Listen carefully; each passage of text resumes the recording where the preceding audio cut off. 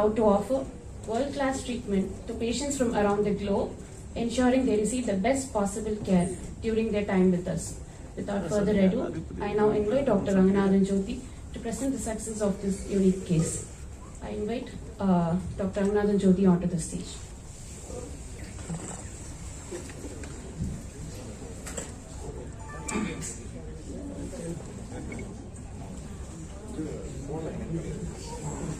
Good afternoon to all the press reporters who have assembled here. I welcome them all, and I am going to present one of you see lot of what we see is a lot of brain tumors. So once you talk about the brain tumors, it is inside a closed cage, a tough cage, the skull bone, in the element.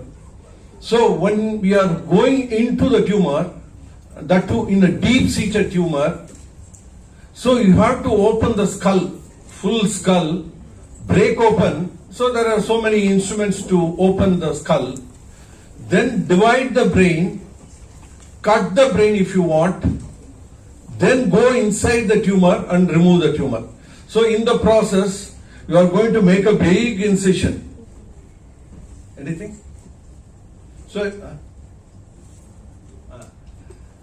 So இவ்வளோ பெருசா நாங்க open பண்ணுவோம். இந்த இந்த இடத்துல இருந்து இந்த இடம் வரணும், எங்க டியூமர் இருக்கோ அங்க அவ்வளோ பெருசா ஓபன் பண்ணி ஸ்கல்ல எடுத்துட்டு தனியா வச்சுட்டு அதுக்கப்புறம் பிரெயின் மேல இருக்கிற லேயரை ஓபன் பண்ணி பிரெயினை கட் பண்ணி அதுக்கப்புறம் உள்ளார போய் டியூமர் எடுப்போம். இந்த ப்ராசஸ் இம்பார்ட்டன்ட் ஏரியாஸ். ஏன்னா பிரெயின் தான் it's going to govern the whole பாடி. ஒவ்வொரு மூவ்மெண்ட், கண் பார்வை, காது கேட்கறது, கை கால் நடக்கிறது, பேசுறது எல்லாமே அந்த இடத்துல. சோ அது போற வழியெல்லாம் இம்பார்ட்டன்ட் ஏரியாஸே இருக்கக்கூடாது. அது இல்லாத ஏரியா வழியா போய் டியூமர் எடுக்கணும். சோ இது ரொம்ப கம்பர்சம் ப்ரொசீஜர். அண்ட் போஸ்ட் ஆபரேட்டிவ்ல பேஷண்ட்டை மயக்கம் தெளியலன்னா வென்டிலேட்டர்ல வச்சு 4 நாள் கழிச்சு அதுக்கப்புறம் வென்டிலேட்டர்ல இருந்து எடுத்து அதுக்கப்புறம் ஒரு 4 நாள் கழிச்சு அப்புறம் மொபிலைஸ் பண்ணி அப்படி நாங்க வச்சு இப்படிதான் பெரிய டியூமர்ஸ் எல்லாம் எடுப்போம். பட் ஆனா இங்க ஒரு டியூமர் தலையில நல்ல உள்ளுக்குள்ள இருந்தது. பண்ணிருந்தா இவ்வளவு பெருசு பண்ணிருக்கணும். டெஃபினட்டா 5 மணி நேரம் 6 மணி நேரம் ஆகும். பட் நான் என்ன பண்ணேன்னா ரொம்ப சின்னதா ஒரு ஓட்டை போட்டு அந்த டியூமர் கிட்ட போய் டியூமரை எதையும் பிரெயின் எல்லாம் இது பண்ணல, நகத்துல பிரெயின் எல்லாம் கட் பண்ணாம டியூமர் கிட்ட போய் டியூமரை ஃபுல்லா எடுத்துட்டு அந்த பேஷண்ட் அன்னைக்கே நடக்க வச்சுட்டோம். அன்னைக்கே நல்லா ஆகி அவங்க 2 நாள்லயே டிஸ்சார்ஜ். அவங்க இதுல இருந்து வெளிநாட்டுல இருந்து இங்க வந்திருந்தாங்க. வந்துட்டு அவங்க நல்லா இம்ப்ரூவ் ஆகி தையல் கூட எப்படின்னா பிரிக்கிற தையலே போடல, உள்ளார அப்படியே அப்சர்வ் ஆகிற தையலே போட்டோம். சோ பிரிக்கிறதுக்கும் தையல் பிரிக்கிறதுக்கு கூட இது இல்லை. சோ அவ்வளவு துல்லியமான சர்ஜரி. சோ அதை நம்ம இந்த ஹாஸ்பிட்டல் அதெல்லாம் பண்ண முடியும். இதெல்லாம் பண்றதுக்கு சாதாரணமா இது பண்ணா இதெல்லாம் ரொம்ப கஷ்டம். அதுக்கு வேண்டிய எக்யூப்மெண்ட்ஸ் எல்லாம் இங்க இருக்கிறதுனாலதான் அதெல்லாம் ஈஸியா பண்ண முடியும். இப்ப அந்த டியூமர் இருக்கிற இடத்தை லொகேட் பண்றதுக்கு நேவிகேஷன் இருக்கு. நம்ம ஜிபிஎஸ் மாதிரி அந்த ஜிபிஎஸ்ல நம்ம எங்கேயாவது ஒரு இடத்துல ஜிபிஎஸ் போட்டோம், கார்ல போகும்போது ஜிபிஎஸ் போட்டோம்னா எங்கேயாவது ஒரு இடத்துல இருந்தா கூட அது கரெக்டா நம்ம போக வேண்டிய லொகேஷனை காமிச்சுக்கிறோம். அது மாதிரி நேவிகேஷன் சிஸ்டம், அந்த சிஸ்டம் இங்க இருக்கு. அந்த சிஸ்டம் மூலமா நம்ம அந்த டியூமர் லொகேஷன் அவ்வளவு அழகா துல்லியமா காமிச்சிடும். எது வழியா நீ போனா கிட்ட ஈஸியா மத்த பிரெயினை தொடாம போயிடலாம். அந்த நேவிகேஷன் சிஸ்டம் இருக்கு. அதுக்கப்புறம் அந்த டியூமர் நம்ம ஃபுல்லா எடுத்துட்டோமா இல்லையான்றத பாக்குறதுக்கு அதுக்கு ஒரு ஃப்ளூரசைன் ஒரு டை இருக்கு. அந்த டைய போட்டு விட்டுட்டு நம்ம மைக்ரோஸ்கோப் வழியா பார்த்தோம்னா மிச்சம் கொஞ்சம் டியூமர் இருந்தா கூட அது அப்படியே ஃப்ளூரஸ் ஆகும், அப்படியே ஒளி மயமா காட்டும். சோ கொஞ்சம் விட்டுட்டோம் அந்த டியூமரையும் எடுக்கணும்ன்ற. சோ மைக்ரோஸ்கோப், நேவிகேஷன் அண்ட் அந்த ஃப்ளூரசன்ஸ் அதெல்லாம் அந்த கேஜெட்ஸ் எல்லாம் இங்க இருக்கிறதுனால ரொம்ப ஈஸியா அந்த டியூமரை என்னால எடுக்க முடிஞ்சது. டியூமர் எடுக்கிறதுக்கே எனக்கு மிஞ்சி போனா 1 மணி நேரம் கூட ஆகல. சர்ஜரி 1 மணி நேரம் கூட ஆகல. பேஷண்ட் போஸ்ட் ஆபரேட்டிவ்னு சும்மா ஒரு 2 hours வச்சுட்டு வார்டுக்கே ஷிஃப்ட் பண்ணிட்டோம். 3வது நாளே பேஷண்ட்டை டிஸ்சார்ஜ் பண்ணிட்டோம். அது மாதிரி இது இருந்ததுனால சோ அத உங்க பிரஸ்க்கெல்லாம் எல்லாருக்கும் தெளிவுபடுத்தலாம். இதை வந்து இவ்வளவு ஈஸியா பண்ண முடிஞ்சது. சோ இப்ப எல்லாமே வந்து மினிமலி இன்வேசிவ் சர்ஜரி சிலதெல்லாம் மினிமலி இன்வேசிவ் ஈஸியா பண்ண முடியும் மத்த இடம்லாம். பட் ஆனா பிரெயின்ல எல்லாம் சில இடம் இது மாதிரி எல்லாம் இருக்கிற ஒரு இடத்துலதான் நம்ம மினிமலி இன்வேசிவ் பண்ணலாம். மினிமலி இன்வேசிவ்னா ரொம்ப பெருசா ஓபன் பண்ணாம சின்ன ஓட்டையா போட்டு டியூமர் எடுக்கிறது, எதை செய்யறதாலும் மினிமலி இன்வேசிவ். அது ஒரு இப்ப ரொம்ப இதாயிடுச்சு எல்லாருக்கும். வந்து பேஷண்ட்ஸ் வந்து கேட்கும் போதே மினிமலி இன்வேசிவ் பண்ணுவீங்களா, லாப்ரோஸ்கோப் வழியா பண்ணுவீங்களா, அப்படிதான் வந்து கேக்குறாங்க. அதெல்லாம் பண்றதுக்கு இது வந்து ஆயத்தமா இந்த டியூமரை என்னால இதை எடுக்க முடிஞ்சது. அதை எல்லாருக்கும் சொல்லுவோம், எல்லாருக்கும் வெளிப்படுத்துவோம் அப்படின்ற ஒரே காரணத்தினால இதை வந்து இங்க நான் உங்களுக்கு பிரஸ்ல சொல்றேன். இதை பாருங்க. இப்ப டியூமரை இந்த பேஷண்ட் வந்து 2 வருஷமா தலைவலி. ஏன்னா எந்த டியூமரும் அதாவது எக்ஸ்ட்ரா பிரெயின்ல வந்து எது குரோத் ஆனாலும் உடனே உங்களுக்கு தலைவலி, வாந்தி, கண் பார்வை குறையிறது, ஃபிட்ஸ், வலிப்பு, இதெல்லாம் தான் மெயின் சிம்டம்ஸ். தலையில புதுசா எது வளர்றதுனாலும். சோ இந்த பேஷண்ட்டுக்கு 2 வருஷமா தலைவலி, அப்பப்ப வலிப்பு வந்துகிட்டு இருந்தது. சோ இத வந்து அவங்க வெளிநாட்டுல அவங்க இருக்கிற ஊர்ல அவங்க காமிச்சுக்கிட்டு இருந்திருக்காங்க. அது தலைவலிக்கு ஏதோ மாத்திரை கொடுத்துருக்காங்க. அப்புறம் ஃபைனலா ஒரு நாள் வந்து ஸ்கேன் பண்ணி பார்த்திருக்காங்க. ஸ்கேன்ல பெரிய டியூமர் இருக்கிறது தெரிஞ்சது. அதுக்கப்புறம் அந்த இடத்துல அவ்வளவு வசதி இருக்கோ இல்லையா தெரியல, அவங்க இங்க வந்து பண்ணிக்கணும்னு இங்க வந்தாங்க. சோ இங்க நம்ம அதை வர வச்சு பேஷண்ட் இங்க பண்ணோம். சோ இந்த டியூமர் வந்து ஃபைனலா ரிப்போர்ட் வந்தது கெட்ட கட்டியும் கிடையாது. அந்த கட்டி growth நல்ல growth, வேகமா வளரும். அது மிஞ்சி பண்ண தலைவலி, வலிப்பு, பக்கவாதம், கண் பார்வை குறையிறது இதெல்லாம் தான் வரும். பட் டோட்டலா எடுத்துட்டோம்னா ரிகரன்ஸ் இருக்காது. அதுக்கப்புறம் ரேடியோ தெரப்பி கொடுக்க வேண்டியது இல்ல, கீமோதெரப்பி கூட. அது மெலிகினன்ட் டியூமரா இருந்தா அதெல்லாம் பண்ணணும். அதெல்லாம் தேவையில்லாத டியூமர் தான். இது சிம்பிள் டியூமர் தான். ஆனா 2 வருஷமா வளர விட்டு இருந்தாங்க. அந்த 2 வருஷமா வளர்ந்த டியூமர் அது ஃபைனலா ரிப்போர்ட் வந்து மெனிஞ்சியோமான்னு வந்தது. சோ இந்த டியூமர் எடுத்தோம், 3வது நாள் டிஸ்சார்ஜ் ஆயிடுச்சு. ரிப்போர்ட்டும் வந்து மெனிஞ்சியோமா, நான் மெலிகினன்ட் டியூமர் வந்தது. பேஷண்ட் நல்லா ஹாப்பியா திருப்பி வெளிநாட்டுக்கு போயிட்டாங்க. சோ இதுதான் பிரெயின். இங்க இவ்வளவு பெரிய டியூமர் இருக்கு. இந்த பிரெயின்ல இங்க டியூமர் இருக்கு. இந்த டியூமர் எடுக்கணும்னா நம்ம வந்து அந்த டியூமருக்கு போகணும்னா இவ்வளவு பெருசு நாங்க ஓபன் பண்ணுவோம். ஃபுல்லா தலைய ஃபுல்லா இந்த இடத்துல இது வரலாம் ஓபன் பண்ணி அப்புறமா தான் அந்த டியூமருக்கு போக முடியும். இங்க இருந்து இது வரலாம் மொட்டை அடிச்சுட்டு இங்க இருந்து இது வரலாம் ஓபன் பண்ணி இந்த இடத்துக்கு அப்படி போவோம். அதுக்கு பதிலா நான் என்ன பண்ணேன், வெறும் இந்த ஐப்ரோஸ கூட ஷேவ் பண்ணல. ஐப்ரோ மேலே அப்படியே இன்சிஷன் போட்டோம். அந்த ஐப்ரோ வழியாவே உள்ளார போய் அந்த டியூமருக்கு போய் டியூமர்ல இருந்து அப்படியே அந்த டியூமரை ஃபுல்லா எடுத்தேன். அந்த டியூமரை எடுத்தேன். அதனால அதோட இம்பார்ட்டன்ஸ் அது. சோ ஃபுல்லா இங்க இருந்து இது வரலாம் ஓபன் பண்றது பதிலா வெறும் ஐப்ரோல. சோ திருப்பி தச்சு அதுவும் சப்கியூட்டிவ்லன்றது உள்ளுக்குள்ளே தையல போடுறது, வெளியில கூட தையல் தெரியாது. திருப்பி அந்த ஐப்ரோ அப்படியே வந்துச்சு. ஐப்ரோ ஷேவும் பண்ணல. காஸ்மெட்டிக்கலி அவங்களுக்கு எந்த ஆபரேஷன் பண்ண இதே வடுவே இல்லை அவங்களுக்கு. ஆனா டியூமர் ஃபுல்லா எடுத்தாச்சு. அதான் அந்த டியூமர் ஃபுல்லா அங்க இருக்கு.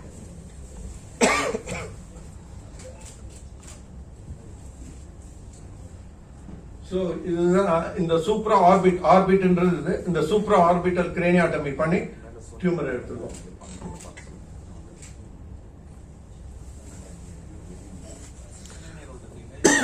டியூமர் உங்களுக்கு தெரியாது.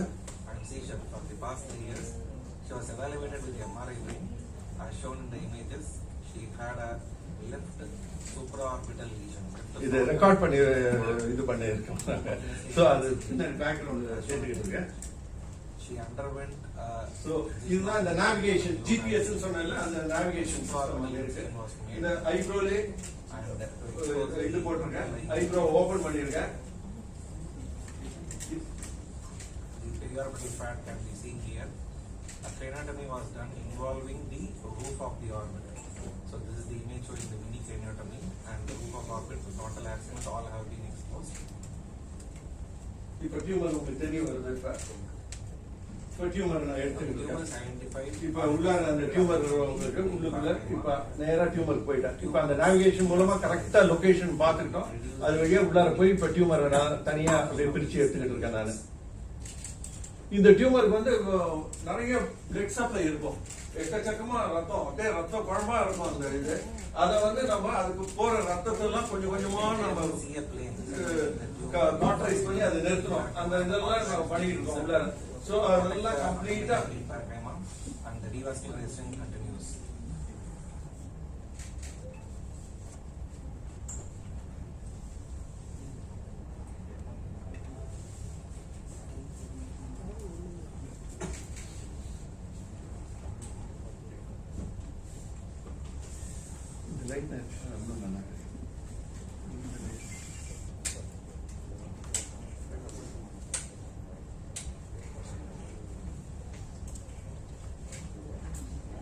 அந்த டியூமருக்கு போற ரத்தத்தெல்லாம் குறைச்சிக்கிட்டே வர, அது கீழே இருந்து உள்ள அதை ரிட்ராக்ட் பண்ணி அதை அப்படியே கொஞ்சம் கொஞ்சமா குறைச்சி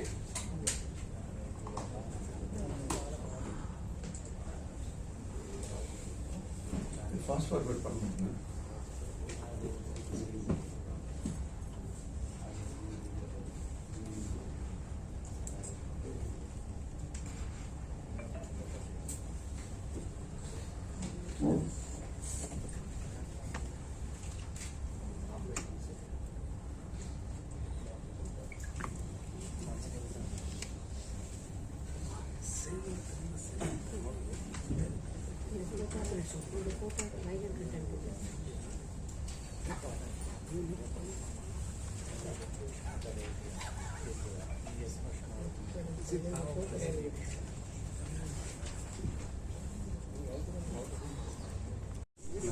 After completing the coagulation, we can remove the tumor. Tumor வெளியில எடுக்க போறேன். Tumor holding forceps has been demonstrated. இப்போ tumor வெளியில எடுக்கறேன். The tumor has been removed. So the tumor அப்படியே எடுத்தாச்சு. This is a complete excision. This is a grade 1 excision of meningioma. And this is the tumor bed. So அந்த tumor எடுத்ததுக்கு அப்புறம் tumor bed empty space ஆயிடுது. So in the patient அதுக்கப்புறம் very next day you will see that patient. So இங்க தான் operate பண்ணிருக்கோம், இந்த இடத்துல ஆபரேட் பண்ணிருக்கோம், எடுத்து இது பண்ண பேஷண்ட் நெக்ஸ்ட் டே பார்க்கும்போது.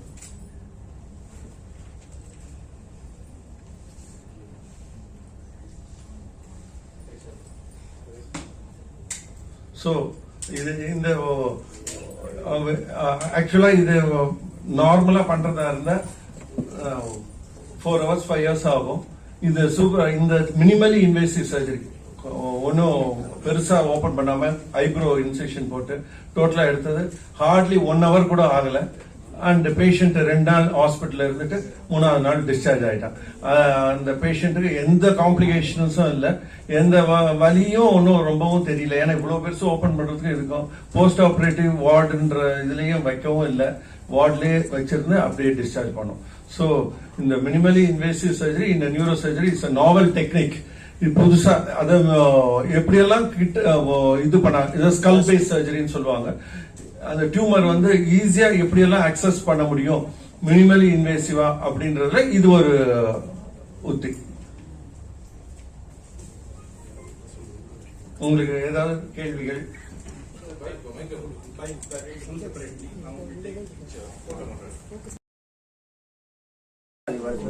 இது மேல தையலே தெரியல, உள்ளுக்குள்ளே அது தானா கரையில தையல் போட்டு அது தானா இதாயிடுச்சு.